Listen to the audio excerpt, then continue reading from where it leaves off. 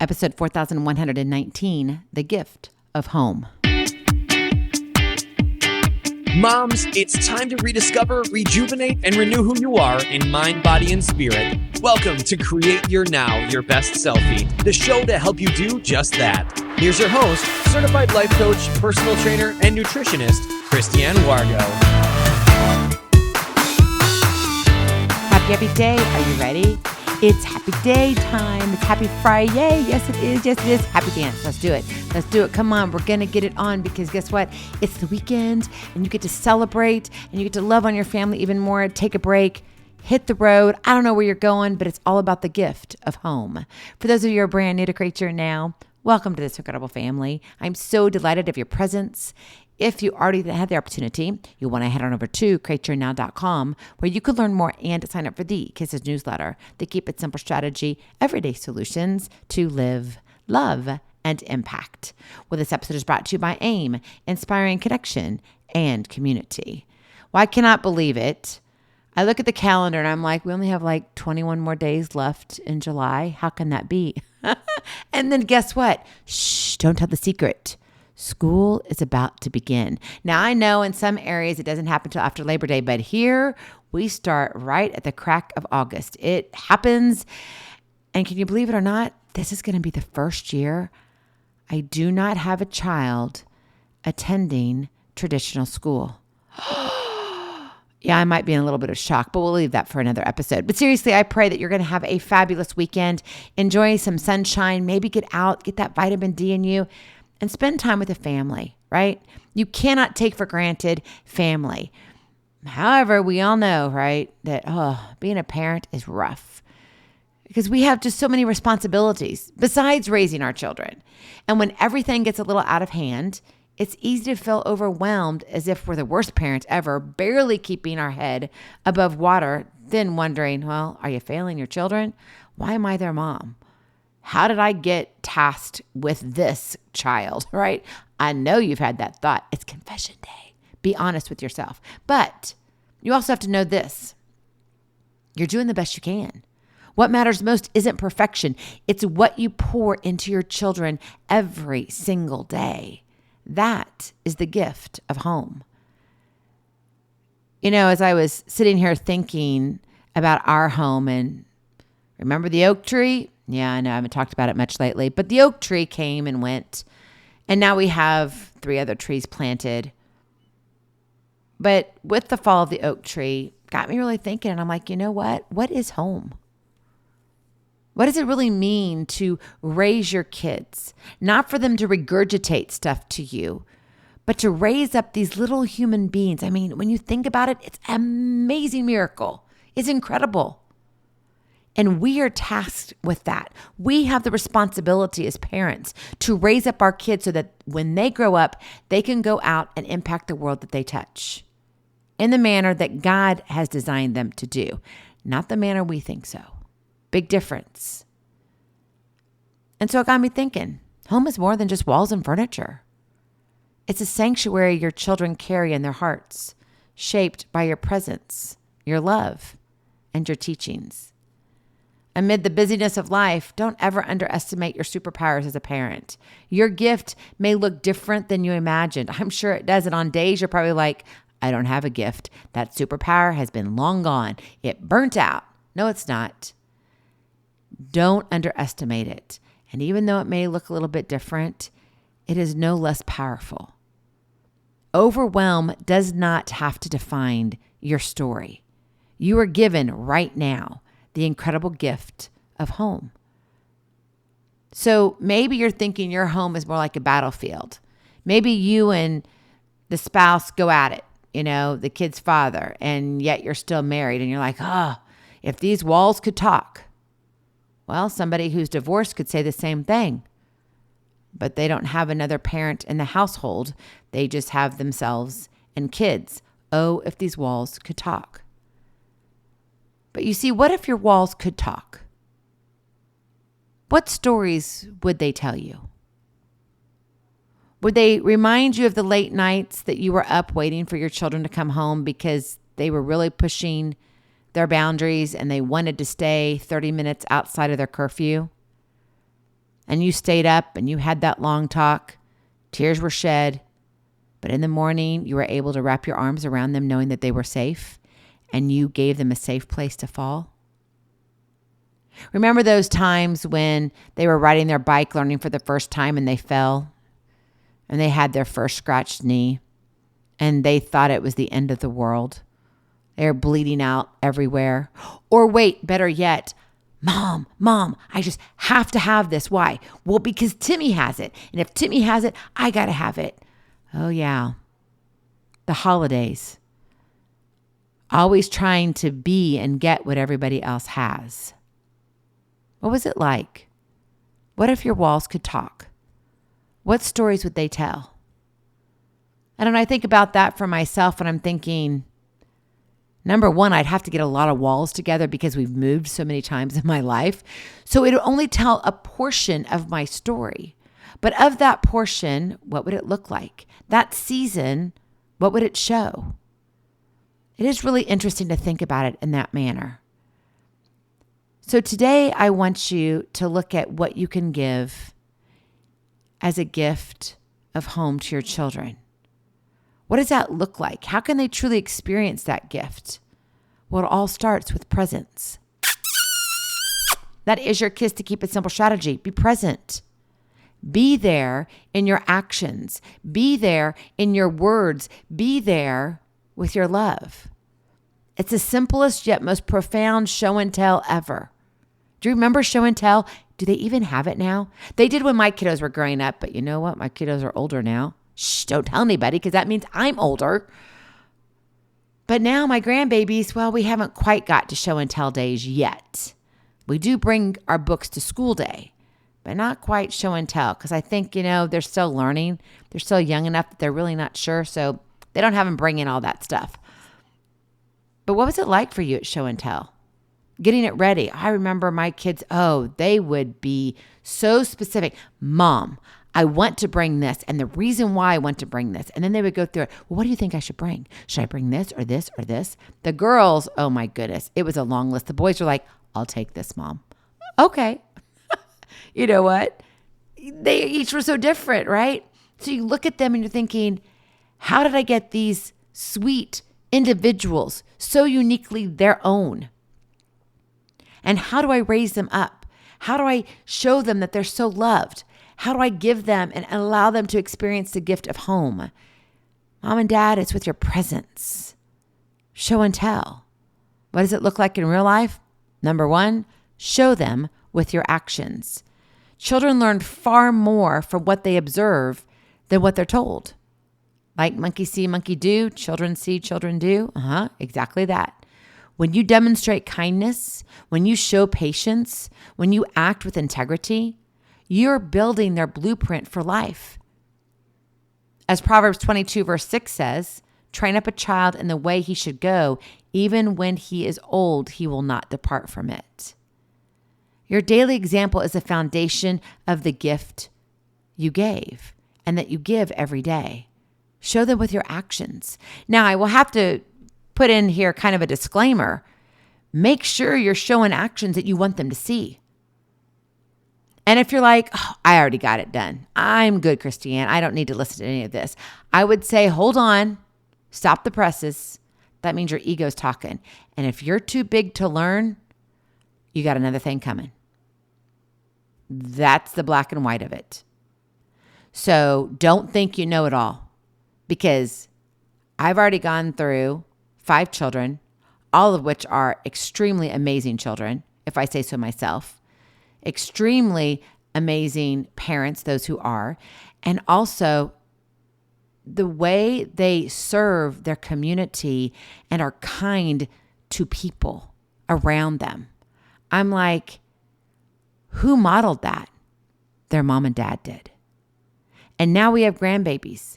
And now they get the opportunity to not only model to the entire world that they touch, but to their nieces and nephews. And then we get to model it to our grandbabies. It's pretty amazing to watch. But let me tell you this, kids have free will. Even when they get older, they become adults and they get to make their own decisions. So understand that when you train up a child, I do pray that you're training them up the way God wants you to train them up, not the way your ego thinks it should. Okay? I'm being for real here. Because we've got that group of people. And honestly, I don't really think they listen to us here and Create Your Now. I think they're probably like, Christine, I already know it all. I don't need to talk to you. So that's great. They're not listening. But you might have somebody who's like that. You got to let them be them because you can't change them, because they say they're everything to the world. They've already got it together. Their ego's too big, and it is what it is. Let them be. But you get to choose how you show up. So whether you're a grandma, whether you're an auntie, a mama, a great grandma, you get to show up the way that child that's in front of you needs to see your actions. So show them with your actions, the words you choose. Oh, wait, that's number 2. Teach them with your words. Words carry power, lots and lots of power. They can lift up or they can break you down. They shape identity and character. So speak encouragement, speak wisdom, speak truth into your children's lives. Remind them of their worth, their potential, and the strength you see in them. Psalm 19 verse 14 says, let the words of my mouth and the meditation of my heart be acceptable in your sight. Your intentional teaching equips them for the battles ahead and comforts them in struggles right now. So what you're doing is you're saying, these are the words. I believe in you. Maybe the test didn't turn out like you like it, but guess what? There's going to be another test and you can prove yourself differently. Maybe you have to figure out another strategy. Mama will help you. Right? We've had those conversations. I know you have with your kids. Maybe they did something they weren't supposed to. They broke curfew. Maybe they tried something that they shouldn't have. Maybe they drank at a friend's house and you found out because, well, you got a nose and your nose says, I smell alcohol. And so instead of addressing it at night, you wait till they wake up in the morning. Why? Because they don't feel so good. Not because they're hungover. They didn't drink that much. They just had a little sippy tip. That was it. Not a big deal. But you still needed to have that conversation with them. Why? Because they needed to know that you're made for more, meaning they're made for more. They need to hear, son, I love you. You're made for more. This is not the right time for this. Not only scientifically, yeah, you're killing your brain cells, but there's a lot of other things you've got to think about. Things that you may not understand. But I love you enough to say, next time, call me. I don't care what situation you're in. If you don't like it, you don't want to do it, you call me and I will come and get you. Words carry power. So be intentional with the words you use. Be watchful. If you're using those 4-letter words that aren't Lord, right? Lord, I love you type of a thing. Yeah. If you're using the bad 4-letter words, then you need to stop. Because these kids are just repeating things. And in all honesty, stop talking in text jargon. Use full English. Do I just sit here and say JK, LMNOP? I mean, I feel like I just should kind of do that, right? JK is just kidding. I can remember when I had no idea what that meant. And I heard, I think it was my children actually, they said JK, and they're like, they would have a sentence or two, JK. And I was like, what is JK? And they would say, just kidding, Mom. I'm like, oh. I'm like, then tell me just kidding. So finally they got it where, no, you text me, you text it all out. Don't sit here and write in scripts as in acronyms. I don't want acronyms. I want your words because words carry power. JK does not. Because if you add a JFK in there, John F. Kennedy, right? Yeah, totally changes it. So be careful of what you're using and how you use it. Because let me tell you, they're going to repeat it. And they repeat it in the way you use it. They may not understand it, but they know the way you use it. And finally, number 3, love them with your whole heart. Now, this sounds easy, doesn't it? Oh, I love my kids. Do you really? Like, do you really? I don't want you to love them out of convenience. I want you to love them the way Christ loves you. I mean, if you think about it, would you go to the cross for your child? Be careful how you answer that. Really think about it. Because I mean, there's weight to that answer, and it's heavy. And if you think about that and you really mean it, you're going to change how you show up for your children. I promise you that. Love isn't always these grand gestures, right? You don't have to have Christmas every day. Meaning you're buying things and you're doing this and all. You don't have to do that. Sometimes it's just a quiet devotion in the middle of the chaos. Love them fully. Love them consistently, always, constantly. Always have your door open, even on the days you're exhausted or frustrated. And own that. If they want to talk to you and they're bringing up a subject and you're like, this is just not a good time for me, and you're thinking that in your head, you can sit there and say, hey, Sue, sweetheart, I want to hear your story, but mom's got a excruciating headache. I will listen if you need me to, but understand I'm probably not in the right mind to give you a lot of information or whatever. And she may say, that's okay, Mom. I just want to tell you the story. Okay, good and clear. That means, Mom, just listen. Sit there and listen. You don't have to formulate any sentences to try and jump in or, interrupt. You just listen. So own it. It's important for us to own that exhaustion, own that frustration as a parent. However, at the same time, we're reminded by Paul, the Apostle Paul, 1 Corinthians 13:4, he says, love is patient and kind. Love does not envy or boast. It is not arrogant or rude. Says it pretty plainly, doesn't it? I don't know. Sometimes I wonder how many people claim to live by that verse but are really living by it. I catch myself too. I'm not perfect. But I really try to show things. Moments I'm better than others. But then there are times that I even surprise myself, not because of my own doing, but because of God's doing. So if you're ever questioning, am I doing it right? Go back to this verse and say, love is patient and kind. Love does not envy or boast. It is not arrogant or rude.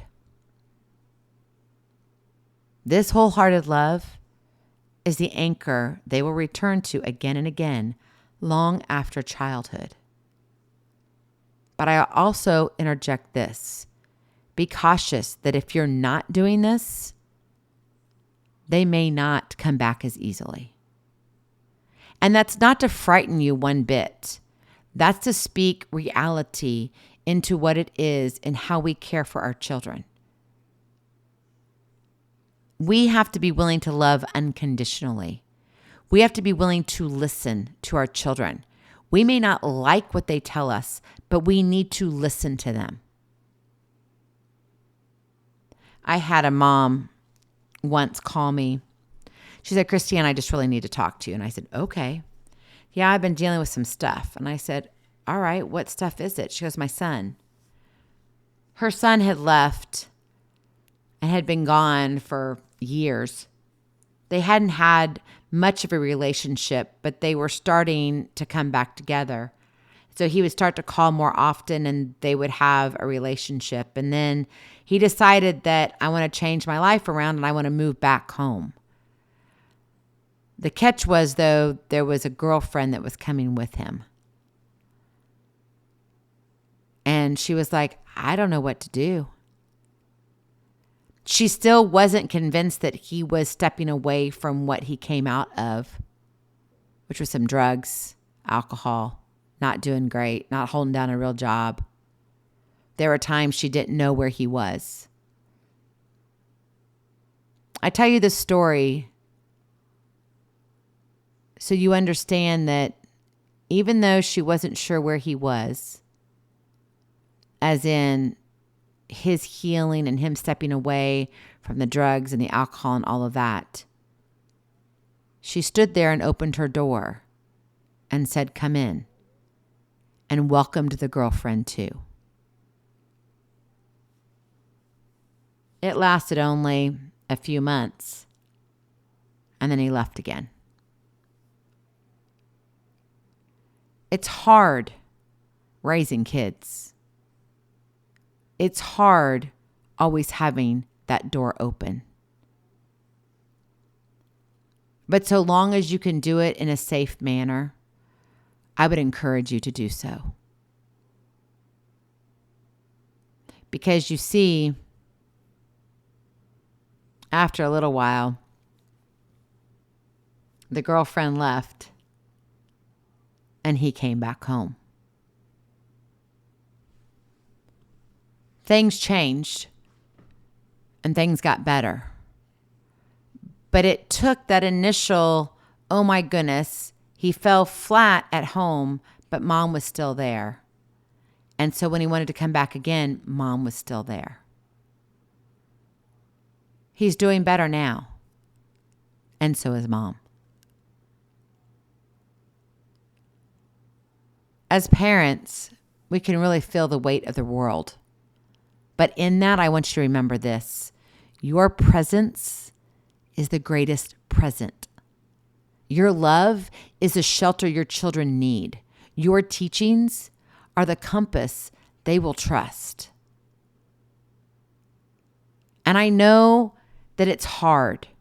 And you look at life and you're like, I'm doing the best that I can. And that's exactly all you're asked to do. Get on your hands and knees and pray for your children. And then make sure you know that you are giving them the gift of home as you share with them the gift of your heart. Go in peace. Be present. Be incredible. Be you.